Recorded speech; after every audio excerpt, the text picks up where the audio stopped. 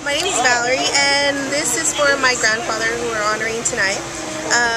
He was a big part of basically who we all are as far as my family goes, and his passing was something that was very important to us. And this year my grandma had breast cancer.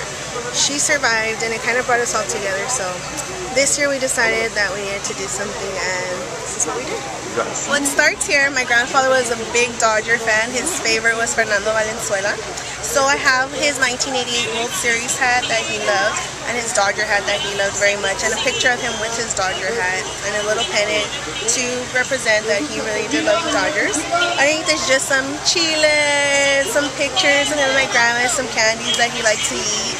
Below is the Blue Demon, because that was his favorite lucha libre fighter, and basically just scattered around with a lot of pictures because I just wanted to show basically like his life, his kids, his grandchildren, and just the kind of person that he was. And I think my grandma took a lot of pictures, and luckily for me that's something great for me and my family, because now we have those to look back on and remember, and just basically to think of that time in our lives. He came before my grandmother, so I actually have a letter on my altar where he's writing to her, telling her basically to take the airplane. It was cheaper, and basically everywhere he was going to take her when she did arrive here.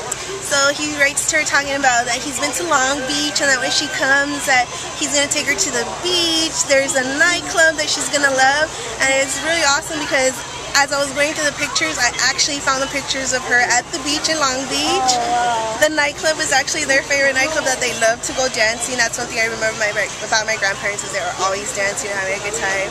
And so it's real cool because everything that he wrote in the letter actually happened. So she did come on the plane with her sister like he told her, and the following year she did come. So it's here on the altar along with pictures of his family, his cowboy hat that he wore.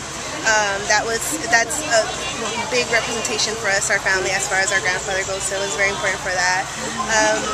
Pictures of my grandma and my grandfather, pictures of us with his cowboy hat on, because almost all of us have a picture of us with his cowboy hat on.